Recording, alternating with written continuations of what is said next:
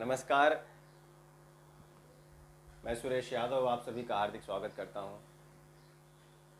और आज उपन्यास सम्राट, महान कहानीकार, महान साहित्यकार मुंशी प्रेमचंद की एक कहानी लेकर उपस्थित हुआ हूं, जिसका नाम है बड़े भाई साहब।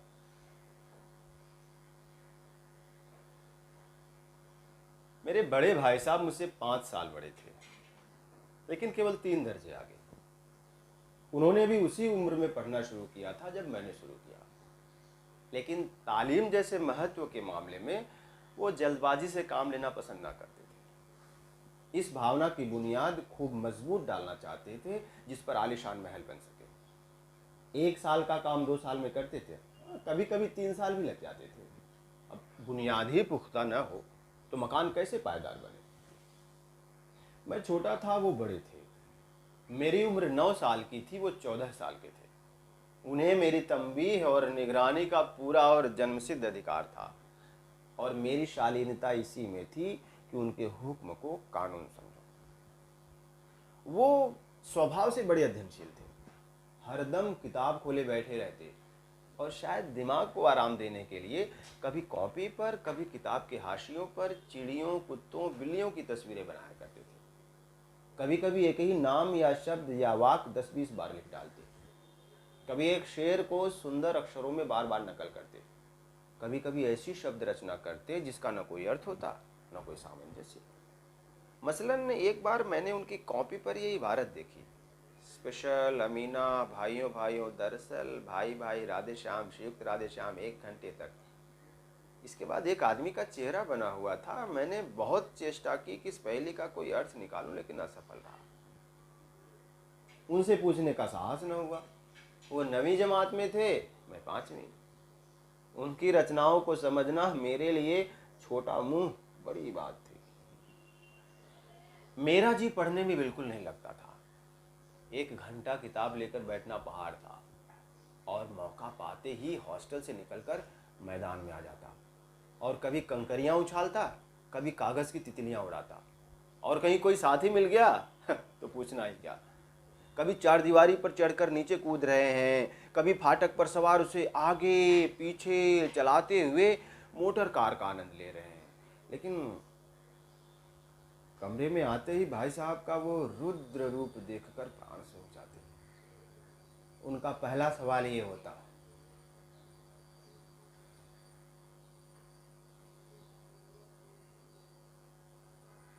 कहाँ थे?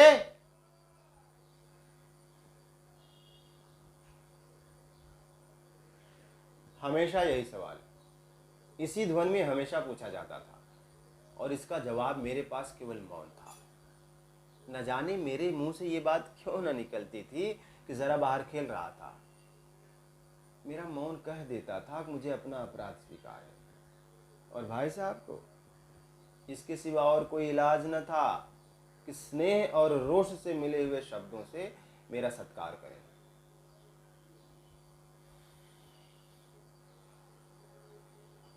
इस तरह अंग्रेजी पढ़ोगे तो जिंदगी भर पढ़ते रहोगे और हर्फ ना आएगा। अंग्रेजी पढ़ना कोई हंसी खेल नहीं कि जो चाहे पढ़ ले। नहीं हैरा गहरा नथु खैरा, सभी अंग्रेजी के विद्वान हो जाते। यहाँ रात दिन आंखें फोड़नी पड़ती है और खून जलाना पड़ता है, तब कहीं विद्या आती है। और आती क्या है? हाँ, कहने को आ जाती है। बड़े बड़े विद्वान शुद्ध अंग्रेजी नहीं लिख सकते, बोलना तो दूर रहा। और मैं कहता हूं कि तुम कितने घोंघा हो कि मुझे देखकर सबक भी नहीं लेते। मैं कितनी मेहनत करता हूं ये तुम अपनी आंखों से देखते हो। अगर नहीं देखते, ये तुम्हारी आंखों का कसूर है, तुम्हारी बुद्धि का कसूर है। इतने मेले तमाशे होते हैं, तुमने मुझे कभी देखने जाते देखा है? रोज ही क्रिकेट और हॉकी मैच होते, मैं पास नहीं फटकता, हरदम पढ़ता रहता हूं। उस पर भी 1-1 दर्जे में 2-2, 3-3 साल पढ़ा रहता हूं। फिर भी तुम कैसे आशा करते हो यूं खेल कूद में वक्त गंवाकर पास हो जाओगे? अरे मुझे तो 2 ही 3 साल लगते हैं, तुम उम्र भर इसी दर्जे में पड़े सड़ते रहोगे। अगर तुम्हें इस तरह उम्र गंवानी है, बेहतर है घर चले जाओ और मजे से गुल्ली डंडा खेलो। दादा की गाड़ी कमाई के रुपए क्यों बर्बाद करते हो?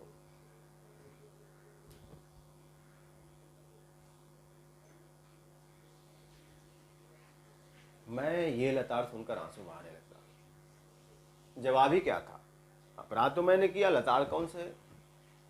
भाई साहब उपदेश की कला में निपुण थे। ऐसी ऐसी लगती बातें कहते, ऐसे ऐसे सूक्त वाण चलाते कि मेरे जिगर के टुकड़े टुकड़े हो जाते और हिम्मत टूट जाती। इस तरह जान तोड़कर मेहनत करने की शक्ति मैं अपने में न पाता था और उस निराशा में जरा देर के लिए सोचने लगता था कि क्यों ना घर चला जाऊं। जो काम मेरे बूते के बाहर है उसमें हाथ डालकर क्यों अपनी जिंदगी खराब करूं। मुझे अपना मूर्ख रहना मंजूर था, लेकिन इतनी मेहनत, मुझे तो चक्कर आ जाता था। लेकिन घंटे 2 घंटे के बाद निराशा के बादल फट जाते और मैं इरादा करता कि आगे से खूब जी लगाकर पढ़ूंगा। चटपट एक टाइम टेबल बना डालता। अब बिना पहले से नक्शा बनाए कोई स्कीम तैयार किए काम कैसे शुरू करें। टाइम टेबल में खेल कूद की मत बिल्कुल उड़ जाती। सुबह प्रातः काल उठना, 6 बजे हाथ मुंह धो नाश्ता कर पढ़ने बैठ जाना, 6 से 8 अंग्रेजी, 8 से 9 हिसाब, 9 से 9:30 इतिहास, फिर भोजन और स्कूल। 3:30 बजे स्कूल से वापस होकर आधा घंटा आराम, 4 से 5 भूगोल, 5 से 6 ग्रामर, 6 से 6:30 हॉस्टल के सामने टहलना, 6:30 से 7 अंग्रेजी कंपोजिशन, फिर भोजन करके 8 से 9 अनुवाद, 9 से 10 हिंदी, उससे 11 तक विविध विषय, फिर विश्राम। मगर भैया टाइम टेबल बना लेना एक बात, उस पर अमल करना दूसरी बात। पहले ही दिन उसकी अवहेलना शुरू हो जाती है। मैदान की वो सुखद हरियाली, हवा के हल्के हल्के झोंके, फुटबॉल की उछल कूद, कबड्डी के दांव घात, वॉलीबॉल की वो तेजी और फुर्ती मुझे अज्ञात और अनिवार्य रूप से वहाँ खींच ले जाती और वहाँ जाते ही मैं सब कुछ भूल जाता। वो जानलेवा टाइम टेबल, आँख खोल पुस्तकें, किसी की याद न रह जाती और भाई साहब को नसीहत और फजीहत का अवसर मिल जाता। मैं उनके साए से दूर भागता, उनकी नज़रों से दूर रहने की चेष्टा करता, कमरे में इस तरह दबे पाँव आता कि उन्हें खबर ना हो। उनकी नज़र मेरी ओर उठी कि मेरे प्राण निकले। हर दम सिर पर एक नंगी तलवार से लटकती मालूम होती, लेकिन फिर भी जैसे मौत और विपत्ति के बीच भी आदमी मोह और माया के बंधन में जकड़ा रहता है, मैं फटकार और घुड़कियां खाकर भी खेल कूद का तिरस्कार ना कर सकता। सालाना इम्तहान हुआ, भाई साहब फेल हो गए, मैं पास हो गया और दर्जे में प्रथम आया। मेरे और उनके बीच 2 साल का अंतर रह गया। जी में आया भाई साहब को आड़े हाथों लूं, आपकी वो घोर तपस्या कहाँ गई? मुझे देखिए मजे से खेलता भी रहा और दर्जे में अव्वल भी हूं। लेकिन वो इतने दुखी और उदास थे कि उनके घाव पर नमक छिड़कने का विचार ही लज्जास्पद जान पड़ा। हाँ, अब मुझे अपने ऊपर कुछ अभिमान हुआ और आत्मसम्मान बढ़ा। भाई साहब का वो रूप मुझ पर न रहा। आज़ादी से खेलकूद में शरीक होने लगा। दिल मजबूत था। अगर उन्होंने फिर फजीहत की तो साफ कह दूंगा, आपने अपना खून जलाकर कौन सा तीर मार लिया? मैं तो खेलते कूदते दर्जे में अव्वल आ गया। जबान से ये हैकड़ी जताने का साहस न होने पर भी रंग रंग से साफ जाहिर होता था कि भाई साहब का वो आतंक उस पर नहीं रहा। भाई साहब ने इसे भांप लिया। उनकी सहज बुद्धि बड़ी तीव्र थी और एक दिन जब मैं भोर का सारा समय गुल्ली डंडे की भेंट करके ठीक भोजन के समय लौटा तो भाई साहब ने मानो तलवार खींच ली और मुझ पर टूट पड़े।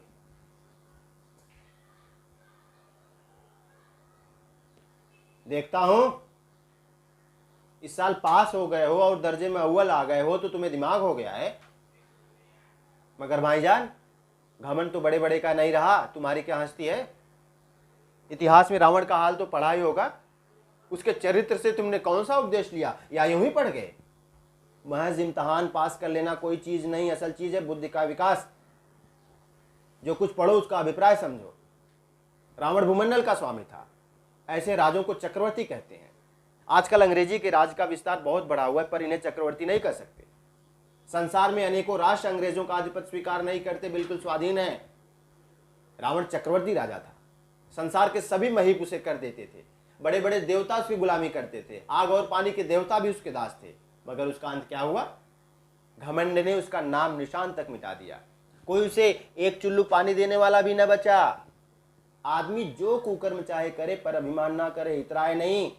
अभिमान किया दीन दुनिया दोनों से गया। शैतान का हाल तो पढ़ा ही होगा। उसे ये अभिमान हुआ था कि ईश्वर का उससे बढ़कर सच्चा भक्त कोई है ही नहीं। अंत में यह हुआ, स्वर्ग से नरक में ढकेल दिया गया। शाहरुम ने भी एक बार अहंकार किया था, भीख मांग मांग कर मर गया। तुमने तो अभी केवल 1 दर्जा पास किया और अभी से तुम्हारा सिर फिर गया। तब तो तुम आगे बढ़ चुके। ये समझ लो कि तुम अपनी मेहनत से पास नहीं हुए हो। अंधे के हाथ बटेर लग गई, मगर बटेर केवल एक बार हाथ लग सकती है, बार बार नहीं। कभी कभी गुल्ली डंडे में भी अंधा चोट निशान पड़ जाता है, इससे कोई सफल खिलाड़ी नहीं होता। सफल खिलाड़ी वो है जिसका कोई निशाना खाली ना जाए। मेरे फेल होने पर मत जाओ, मेरे दर्जे में आओगे तो दांतों पसीना आ जाएगा। जब अलजबरा और ज्योमेट्री के लोहे के चने चबाने पड़ेंगे और इंग्लिस्तान का इतिहास पढ़ना पड़ेगा। बादशाहों के नाम याद रखना आसान नहीं। 8 हेनरी ही गुजरे हैं, कौन सा कांड किस हेनरी के समय हुआ, क्या ये याद कर लेना आसान समझते हो? हेनरी 7वें की जगह हेनरी 8वां लिखा, सब नंबर गायब, सफाचट, सिफर भी नहीं मिलेगा। सिफर भी हो किस ख्याल में? दर्जनों तो जेम्स हुए, दर्जनों विलियम, कौड़ियों चार्ल्स। दिमाग चक्कर खाने लगता है, आंधी रोग हो जाता है। इन अभागों को नाम भी नहीं जुड़ते थे, एक ही नाम के पीछे 2 यम, 100 यम, चहारुम, पंजुम लगाते चले गए। अरे मुझसे पूछते तो 10 लाख नाम बता देता। और ज्योमेट्री तो बस खुदा की पनाह, ब ज की जगह ज ब लिख दिया, सब नंबर कट गए। आखिर कोई निर्दयी मुमतहिनों से नहीं पूछता कि आखिर अ ब ज और अ ज ब में क्या फर्क है, और व्यर्थ की बात के लिए क्यों छात्रों का खून करते हो? अरे दाल भात रोटी या भात दाल रोटी खाई, इसमें क्या रखा है? मगर इन परीक्षकों को क्या परवाह, ये तो वही देखते हैं जो पुस्तक में लिखा है। चाहते हैं लड़के अक्षर अक्षर रट डाले और इसी रटंध का नाम शिक्षा रख छोड़ा है। आखिर इन बेसर पैर की बातों में पढ़ने से फायदा, इस रेखा पर वो लम्ब गिरा दो तो आधा लम्ब से दुगना होगा। पूछे इससे प्रयोजन? दुगना नहीं चौगुना हो जाए या आधा ही रहे, मेरी बला से। लेकिन परीक्षा में पास होना है तो ये सब खुराफात याद करनी पड़ेगी। कह दिया समय की पाबंदी पर एक निबंध लिखो जो 4 पन्ने से कम न हो। अब आप कॉपी सामने खोले, कलम हाथ में लिए, उसके नाम को रोइए। कौन नहीं जानता कि समय की पाबंदी अच्छी बात है, इससे आदमी के जीवन में संयम आ जाता है, दूसरों का उस पर स्नेह होने लगता है, उसके कारोबार में वृद्धि होती है। लेकिन इस जरा सी बात पर 4 पन्ने कैसे लिखे? जो बात एक वाक्य में कही जा सके उसे 4 पन्ने में लिखने की जरूरत? मैं तो इसे हिमाकत कहता हूं। ये समय की किफायत नहीं बल्कि उसका दुरुपयोग है कि व्यर्थ में किसी बात को ठूंस दिया जाए।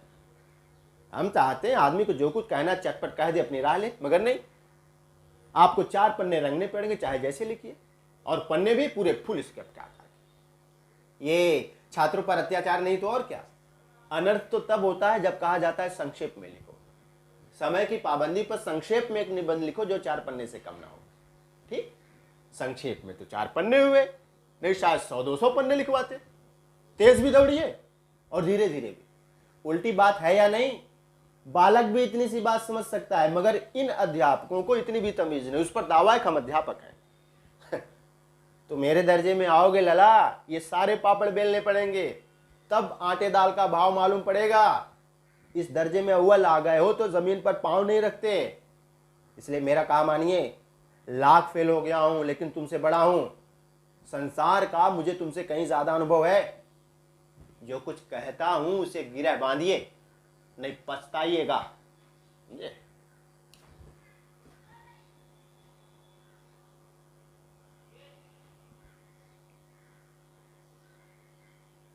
स्कूल का समय निकट था, नहीं ईश्वर जाने उपदेश माला कब समाप्त होती।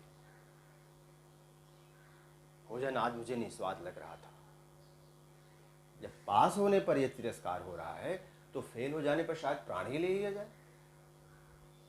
भाई साहब ने अपने दर्जे की पढ़ाई का जो भयंकर चित्र खींचा था उसने मुझे भयभीत कर दिया। स्कूल छोड़कर नहीं भागा, यही ताजुब। लेकिन इतने तिरस्कार पर भी पुस्तकों में मेरी यह रुचि ज्यों की त्यों बनी रही। पढ़ता भी था मगर बहुत कम, बस इतना कि रोज का टास्क पूरा हो जाए और दर्जे में जलील ना होना पड़े। अपने ऊपर जो विश्वास पैदा हुआ था वो फिर लुप्त हो गया और चोरों का सा जीवन करने लगा। फिर सालाना इम्तहान हुआ और संयोग कुछ ऐसा हुआ कि मैं फिर पास हो गया और भाई साहब फेल हो गए। मैंने बहुत मेहनत नहीं की थी पर न जाने कैसे दर्जे में अव्वल आ गया। मुझे खुद अचरज हुआ। भाई साहब ने प्राणांत तक परिश्रम किया था, कोर्स का एक एक शब्द चाट गए थे। 10 बजे रात तक इधर, 4 बजे भोर से उधर, सुबह 6 से 9:30 तक स्कूल जाने से पहले मुद्रा कांतिहीन हो गई थी, मगर बेचारे फेल हो गए। मुझे उन पर दया आती थी। नतीजा सुनाया गया तो रो पड़े, मैं भी रोने लगा। अपने पास होने की खुशी आधी रह गई। मैं भी फेल हो गया होता तो शायद भाई साहब को इतना दुख ना होता। लेकिन विधि की बात कौन टाले। मेरे और उनके बीच 1 साल का अंतर और रह गया। मेरे मन में एक कुटिल भावना उदय हुई, कहीं भाई साहब 1 साल और फेल हो जाए तो मैं उनके बराबर हो जाऊंगा, फिर वो किस आधार पर मेरी फजीयत कर सकेंगे।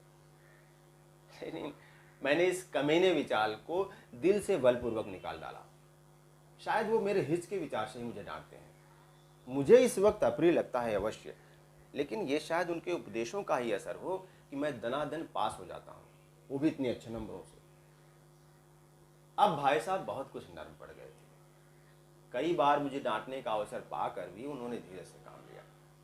शायद वो खुद समझने लगे थे कि मुझे डांटने का अधिकार उन्हें नहीं रहा, या रहा भी तो बहुत कम। मेरी स्वच्छंदता बढ़ी, मैं उनकी सहिष्णुता का उचित लाभ उठाने लगा। मुझे कुछ ऐसी धारणा हुई कि मैं पास हो ही जाऊंगा, पढ़ूं या न पढ़ूं मेरी तकदीर बलवान है। इसलिए भाई साहब के डर से जो थोड़ा बहुत पढ़ लिया करता था वो भी बंद हुआ। मुझे कनकौवे उड़ाने का नया शौक पैदा हो गया और अब सारा समय पतंगबाजी की भेंट होता था। अब फिर भी मैं भाई साहब का अदब करता था, उनकी नज़र बचाकर कनकौवे उड़ाता था। माझा देना, कन्ने बांधना, पतंग टूर्नामेंट की तैयारी आदि सब समस्याएं गुप्त रूप से हल की जाती थी। मैं भाई साहब को ये संदेह न करने देना चाहता था कि उनका सम्मान और लिहाज मेरी नज़रों में कम हो गया है। एक दिन संध्या समय हॉस्टल से दूर मैं एक कनकौवे लूटने बेतहाशा दौड़ा जा रहा था। आंखें आसमान की ओर थी और मन उस आकाशगामी पथिक की ओर जो मंद गति से झूमता पतन की ओर चला आ रहा था। जैसे कोई आत्मा विरक्त मन से स्वर्ग से निकलकर नए संस्कार ग्रहण करने चली आ रही हो। लड़कों की पूरी सेना लग गई और झाड़दार बांस लिए इनका स्वागत करने को दौड़ी आ रही थी। किसी को अपने आगे पीछे की खबर ही नहीं थी। सभी मानो उस पतंग के साथ ही आकाश में उड़ रहे थे जहां सब कुछ समतल है, न मोटर कारें, ट्राम, न गाड़ियां। सहसा भाई साहब से मेरी मुठभेड़ हो गई, जो शायद बाजार से लौट रहे थे। उन्होंने वहीं हाथ पकड़ लिया और उग्र भाव से बोले, इन बाजारू लौंडों के साथ ढेले के कनकौवे के लिए दौड़ते तुम्हें शर्म नहीं आती? आखिर तुम्हें इसका भी कुछ लिहाज नहीं कि अब तुम नीचे जमात में नहीं हो बल्कि 8वीं जमात में आ गए हो और मुझसे केवल 1 दर्जा नीचे हो। आदमी को आखिर कुछ तो अपनी पोजीशन का ख्याल करना चाहिए। एक जमाना था लोग 8वां दर्जा पास करके नायब तहसीलदार हो जाते थे। मैं कितने मिडिलजियों को जानता हूं जो आज अव्वल दर्जे के डिप्टी मजिस्ट्रेट या सुपरिटेंडेंट हैं। कितने 8वीं जमात वाले हमारे लीडर और समाचार पत्रों के संपादक हैं।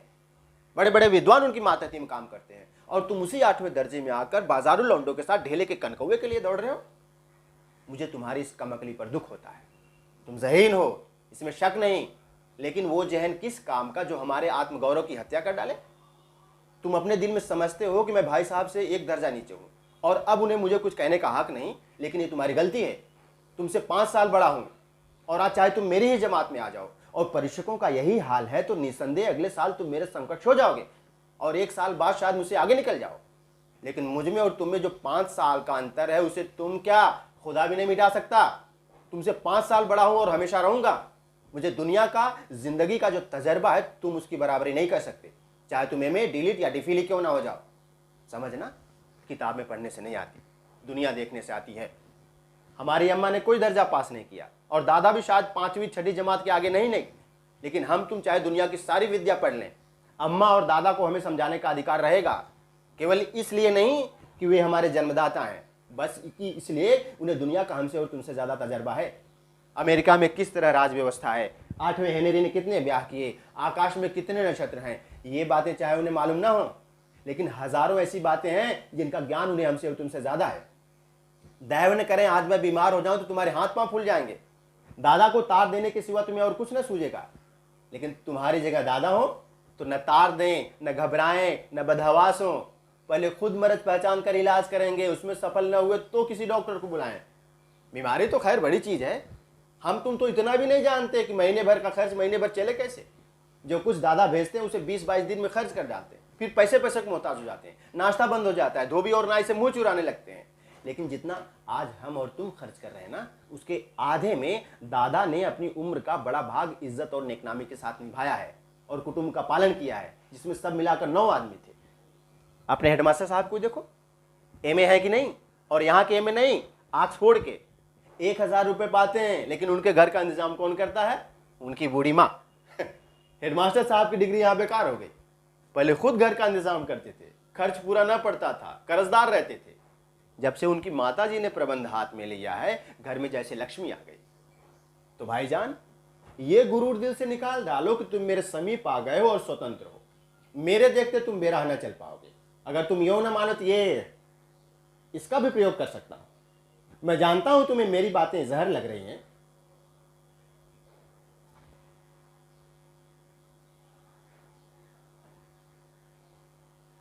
मैं भाई साहब की इस नई युक्ति से नतमस्तक हुआ। मुझे आज सचमुच अपनी लघुता का अनुभव हुआ और भाई साहब के प्रति मेरे मन में श्रद्धा उत्पन्न हुई। मैंने सजल आंखों से कहा, हरगिज नहीं भैया, आप जो कुछ फरमा रहे हैं बिल्कुल सही है और आपको उसके कहने का अधिकार है। भाई साहब ने मुझे गले से लगा लिया और बोले,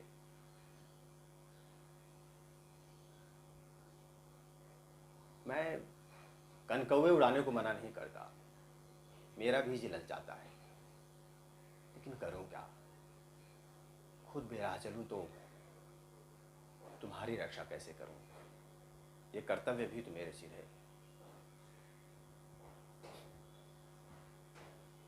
संयोग से उसी वक्त एक कटा हुआ कनकौवा हमारे ऊपर से गुजरा। उसकी डोर लटक रही थी। बालकों का एक गोल पीछे पीछे दौड़ा चला आता था। अब भाई साहब लंबे हैं ही, उछलकर उसकी डोर पकड़ ली और बेतहाशा हॉस्टल की तरफ दौड़े। मैं भी पीछे पीछे दौड़ रहा था। भैया!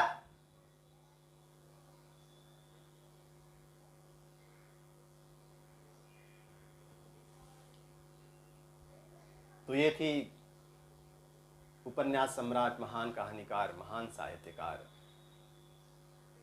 मुंशी प्रेमचंद की कहानी बड़े भाई साहब। कोई भूल चूक हुई हो तो सहृदय क्षमा प्रार्थी।